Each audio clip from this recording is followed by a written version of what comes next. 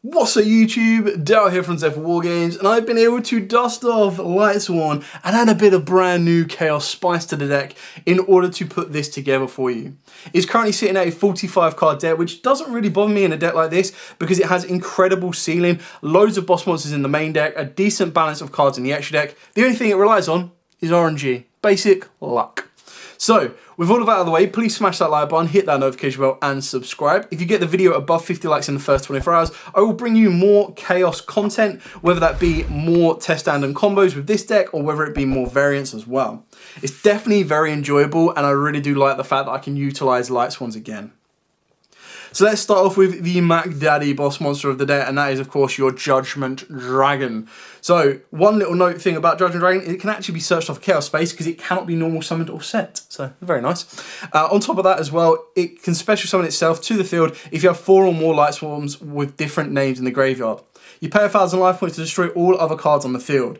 During the end phase, mandatory effects on pretty much all of your Lightsworn monsters, you need to send X amount of cards from the top of your deck to the graveyard. Now, obviously, the shameful thing is it's all in the end phase, so all you're going to do is be able to build a bit of a wall. But that can come into play if you do play Etude, the branded trap card, because then that will let you synchro summon during your opponent's turn. So if you were to get a Raiden to the end board, really kind of cool. Speaking of, your main normal summon of the deck is of course going to be a Raiden. So Raiden is your main normal summon. It's the only Lightsworn on his own that can do something. And what I mean by that is, Judgment Dragon needs 4 in the graveyard, Lumina needs you to have a discard and 1 in the graveyard, whereas Raiden actually has the ability during the main phase, you get to send the top 2 cards of your deck to the graveyard, and then if any Lightsworns are milled, it gains attack equal to, it gains 200 attack for each Lightsworn milled, and then during the end phase you get to send the top 2 cards of your deck to the graveyard.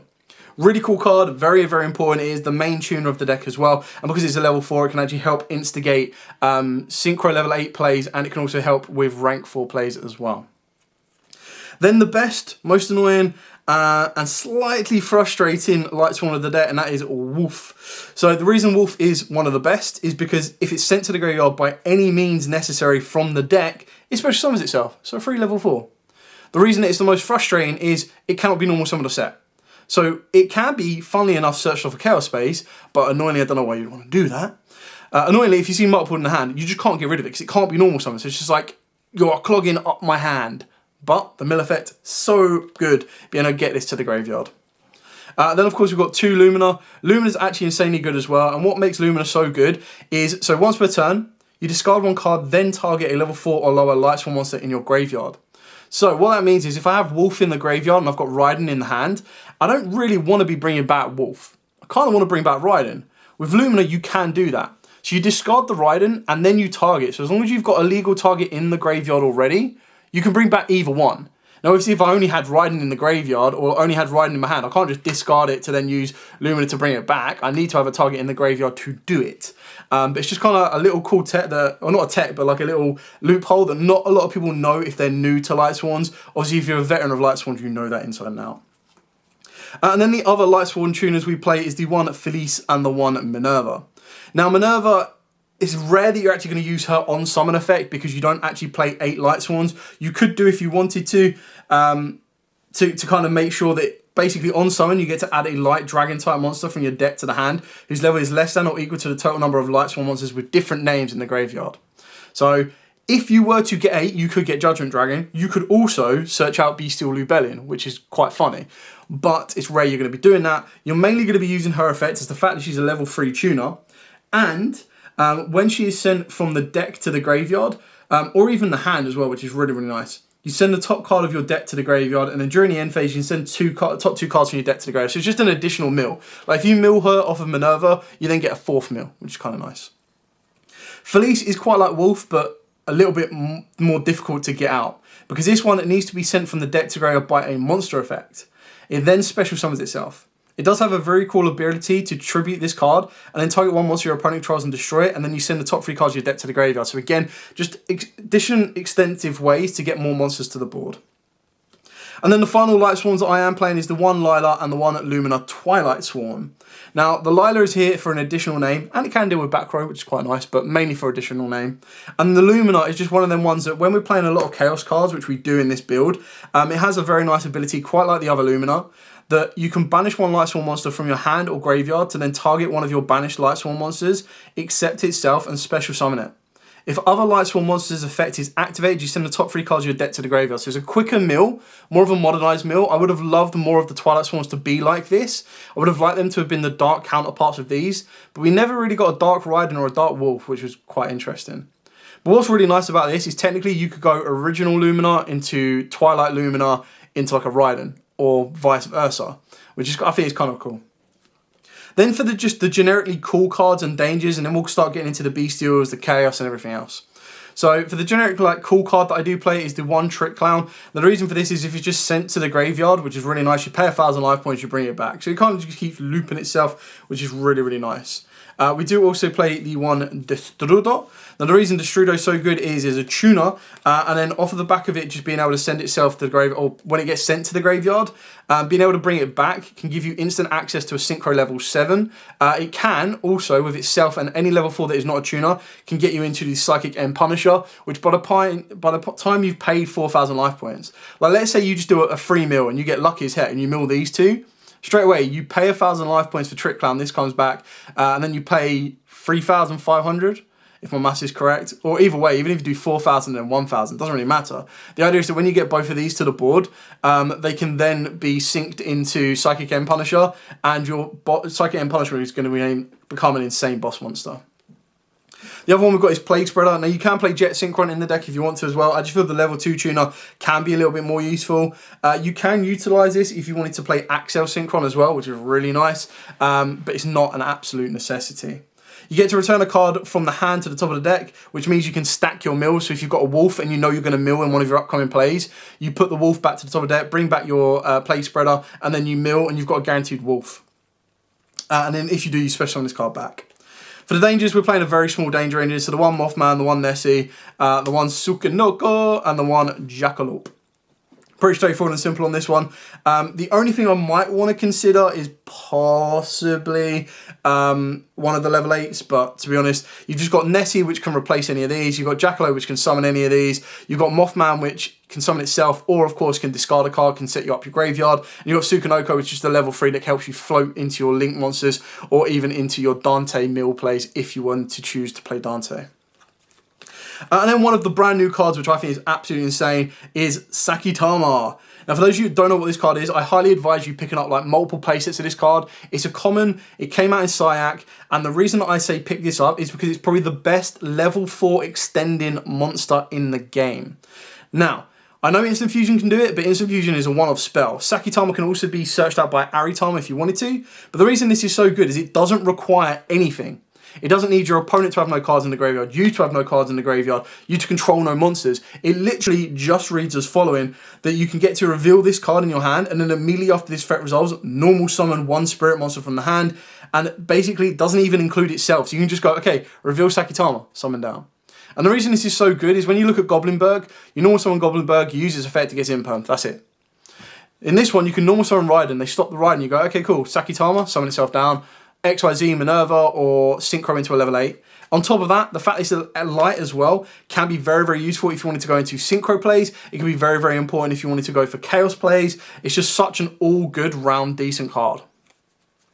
And then for the Ishizu cards, we are playing one of each. So you've got the 1 Agido, the 1 Kaleido, the 1 Medora, and of course the 1 Kelbeck. These are just all in here for additional mills in the main deck. Like if you hit one of these with Minerva, you're just going to hit more cards, and you get knowledge of what your opponent's playing. So you know if they're playing heavy hand traps, you need to start playing around Nibiru a lot earlier. And it basically just helps get your consistency for stuff like Felice, and it also helps get you stuff consistency for Wolf. There is an argument that you might want to put Felice up to 2, and that's where you probably take out Minerva if you wanted to, purely because we are playing the Ishizu cards. But that is entirely up to you, and like I said, that's where there's a couple of elements in the deck that I want to adapt and keep playing and testing with, because I'm highly tempted to put the Punk Engine in, because the Punk Engine can help you get discards out of your hand, while also giving you instant access to either a rank 8 play, or a Synchro level 8, heck, even a Synchro level 11 play. Moving on to the bestials, so one card that you could be cut for a second Felice is 1 Lubellion, and the reason you could cut Lubellion down to 1 is because again it could be searched off Chaos space.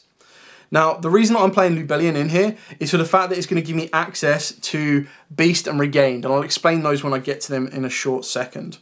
The other bestials that I am playing is 2 Magnamut, 1 Saronir, 1 Baldrake, and the 1 Druid Swarm. Now, arguably, you could probably go for 1 Lubellion, 3 Magnamut if you wanted to, but the reason I really wanted Lubellion is I want to get Lubellion early doors, and the reason that's so good is once you get Lubellion and once you're able to bring it back to the board, you've got a level 8 for your rank 8 plays. Your level 6s are going to help you to get into your Synchro level 10 plays, which we'll see once we get to the extra deck. On top of that, the reason to get Lubellion is it can set you up your defensive option of Beast. So if you've already milled your Regained, Beast can bring it back. If you've already got your, if you've already got Beast or you've already milled Beast and you can't loop it, but you can get Regained, you activate the Regained, and what this is going to give you is this is going to give you the ability to recycle the cards you're going to want to when you're banishing them off of your Bestials, whether that be during your opponent's turn or your turn, and getting a free draw. On top of that as well, if your opponent summons, it does give you the ability to bring the Bestials back, which does get even more important once you start getting into your extra deck because you do play the Bestial Dispata as well. So you've got the ability to recycle off of the back of this, and it also gives you the ability to bring back the Dispata should your opponent get rid of it. Moving on to the Chaos cards, pretty straightforward on this one. So 1 Valkyrie, 1 Black Collapse, 1 White Wyvern. And then for the 8s, you've got the 1 Chaos Emperor as your aggressor going second. You've got your Chaos Emperor, and then you've got your Legionnaire, which is basically your balance between, it has the ability to hand rip, it has the ability to blow up boards. It's just an overall aggressor, and then you've got rank 8 plays should you want to make them. For the spells, we do play a limited lineup of spells, but each one of these either has recyclability or just has general mill capabilities as well. So we've got free Chaos Space. Like I've said, this already has a bit of synergy with the Lightsworns, being able to search out Wolf, not that you want to, and Judgment Dragon. It can also search you out your Bestial Lubellion, so you've got a route into that one. And then, of course, it can search you out any of your Chaos monsters. If that wasn't enough, you also play one of the best draw cards for a deck like this, or the best draw card for a deck like this. So you discard a Lightsworn monster, you draw 2, and then send the top 2. Now, I don't know if it's just me, but every time I've activated this, I always draw the cards I want to mill, and I always mill the cards I want to draw. But I think that's just general Lightsworn RNG. Then, of course, you've got an insane card in the form of Charge of the Light Brigade. You send the top 3 cards of your deck to the graveyard, then you add any level 4 or lower Lightsworn monster from your deck to the hand. So an instant search for Illumina if you've milled like a Raiden. An instant search for a Raiden if you haven't milled anything good. Such a good card and looks beautiful as a secret. And then we've got 3 power 1-offs in the Rotor, because this can search you out your Raiden. You've got Foolish Burial, send Wolf, 3 level 4 extender. And you've got Reasoning. Now, the reason we've got this in here is for the pure fact that it technically counts as another Foolish Burial. You don't really care if your opponent calls it correctly or calls it wrong. If they call it correctly, so what? You've got a free Foolish Burial out of it. If they call it incorrectly, you're going to get a summon and you're going to fill up your graveyard. Because keep in mind, Reasoning will only let you summon a monster that can be normal summoned or set. So if it cannot be normal, can't be special summoned or anything like that, you're going to struggle to get to it. So that's going to allow you to pretty much fill up your graveyard with loads of Chaos cards that can be recycled off of Chaos Space, can be recycled off of your Regained, can also be recycled off of your Dispata as well. So you've got loads of options to recycle, and it really doesn't matter whether they call it correct or not. You basically look at this as a free Foolish Burial, and then if it turns out to be a free special summon from the deck, happy days. Moving on to the extra deck. The extra deck is probably the space where there's a lot of flexibility, but I feel that a card that is mandatory is Minerva. Like, pretty straightforward and simple on this one. For those of you that don't know what this does, it's generic rank 4, believe it or not. Detach a material from this card and then send the top 3 cards of your deck to the graveyard. Then you get to draw cards equal to the number of Lightsworn cards that was sent to the graveyard. Really nice. And then if a card is destroyed by battle, or if this card is in its owner's possession, is destroyed by an opponent's card effect, you get to send the top 3 cards of your deck to the graveyard, and then you can destroy cards on the field face up equal to the number of Lightsworn monsters sent to graveyard by this effect. So it's a nice way of being able to destroy boards while also extending and drawing. Baguska, because if they do hand trap you to death, at least you can try and go like Raiden, Sakitama, Baguska, pass. The 1 Zombie Vampire. Now, I like this card. I think the artwork's amazing, but I also feel that it could take the space of any of these other 2. So these are the 2 that I haven't been able to put in the main deck at the moment, which is Psychic End, Punisher, and Dante. I feel that because I'm playing a lot of the Chaos cards and Lubellion, this is probably a little bit more consistent. And the reason this is good is I can detach material, mill my opponent's deck, even my deck or my opponent's deck, and then I get to special summon a monster from the graveyard that was milled from this effect. So that's really nice to give you 3 extenders. If that wasn't enough, if I was to get a second one of this or play a second one of this, if I steal one of my opponent's monsters, or if I steal my opponent's monster in any other way possible, I can actually use it as a level 8 to make the zombie vampire a bit more consistent. The last kind of XYZ we play is Zeus, because any of these, like Baguska into a Zeus, just can pretty much clear out an entire board, and then I can build off the back of that. Same for Vampire, same for Minerva, you name it. For the synchros, you've got the Dawn Dragster, so it's just your generic go-to level 7 synchro. We do need some better level 7 synchros. We've then got the one Omega. Now the Omega actually has some really fun interaction with the deck, more so with the Bestial Dispatter, because the Bestial Dispatter can actually, you can use Omega's effect, banish it, rip one from your opponent's hand. So shout out to Tom on this one who actually pointed this one to me. You can then use Dispater's effect to bring back the Omega, meaning the first card you banished off of Omega is locked, it's never coming back. And then you can use it again and rip another one from your opponent's hand. So you've ripped your opponent's hand for 2, and if you levy near him, you're going to rip him for 3. So I thought that was kind of like a nice little interaction that could work with all of these. The Dispatter, the reason this is so good is you get to target a banished light or dark monster and special summon it to your field. When your opponent activates a monster effect, quick effect, you get to target one banished card, shuffle it into the deck. Then if you shuffle it into your deck, destroy that monster, or if you shuffle it into your opponent's deck, negate the activate effect. So that's really kind of cool because Omega is going to set up 2 cards for you already if you go down this route. And then if not, you're going to be banishing so much of your own stuff that you're pretty much setting up destruction all day long. We've then got the one Chaos Archfiend. This card is mental. A very, very good aggressive level 8. So it does require a light tuner, which of course is Raiden, and it does require a non-tuner dart monster. That's where your danger is going to be coming into play, and that's where your black collapse is going to be coming into play, because you need to make sure you create this correctly. If any card or cards has been banished this turn, so even after this has been summoned, you're going to be banishing so much, it's crazy. This card gains 2,000 attack, so it becomes a 4,500 beat monster. It can also attack all monsters your opponent controls once each, and also you banish any monster destroyed by battle with this card, which is absolutely mental. And then if this card in its owner's control leaves the field because of an opponent's card effect, you get to special summon a Chaos Synchro monster from your extra deck, except itself, as if you needed help to summon this guy out. Like, this is what makes the deck insane. This card is going to be made with lights and darks all day long, and it is mental. So again, for those of you that don't know how Chaos Angel works, definitely try and find one of these if you want to play a deck like this, because it is mental. So, for the Synchro Summon of this card, you can treat a light or dark monster you control as a tuner. Now, if I've already got a tuner, doesn't matter. But I can choose to use 2 non-tuners to make this if I wanted to. If this card is special summoned, you get to target one card in the field and banish it. This card gains the additional effects based on the original attribute of materials used for its Synchro Summon. If you use light, its Synchro monsters you control, all Synchro monsters you control, are unaffected by your opponent's monsters' activate effects. And then if you use darks, monsters you control cannot be destroyed by battle. So if you use a light and a dark, your monsters cannot be destroyed by battle, and then your synchros, so Chaos Archfiend, for example, Dispatter, even Omega, but Omega will keep jumping around, cannot be destroyed by card effects and, well, are unaffected by your opponent's monster's activate effect. And if that wasn't enough, if you were to combo both those additional effects onto something like this, or even something like this, it's pretty much game over. So the last space, which can very easily be your Psychic End Punisher if you want to, is the one Cheng Ying. And the reason we go for this is for each banished card, this card gains 100 attack and defense, and monsters your opponent controls lose 100 attack and defense, which is really nice per card. And you're going to be banishing a load in this deck already because it's a Chaos variant. If this card would be destroyed by card effect, you get to banish one card from the graveyard instead. And then if a card or cards is banished, except during the damage step, you get to banish one card from both your opponent's field and graveyard. You can only use each effect once per turn, but the reason that is so good is because you've got Bestials. So you can control when a card is banished from the graveyard. Whether you're banishing from your opponent's graveyard or your graveyard, you then get the ability to turn that Bestial that has become some form of interruption to your opponent or a bit of an extended build a wall. This then becomes, okay, cool, non-target, banish, banish. Really kind of powerful.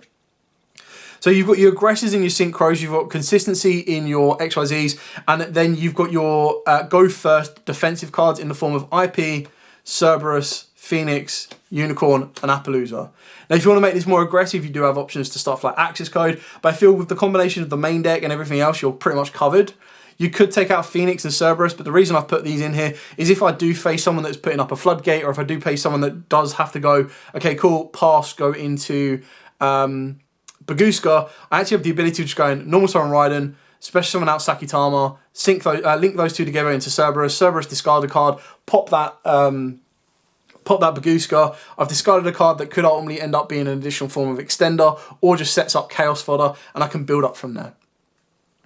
Now, I know this deck was very, very long in comparison to some of my previous profiles, but I wanted to go in as much detail and depth as I possibly could because it's been a while since I've dusted this deck off and put a list together, but I've actually had a huge amount of fun with it, and it really is nice to kind of see what the modernized options for this deck can do. Now, obviously, I knew you could play it with Bestials before. I knew you could play it with the Shizu cards when they were all at 3.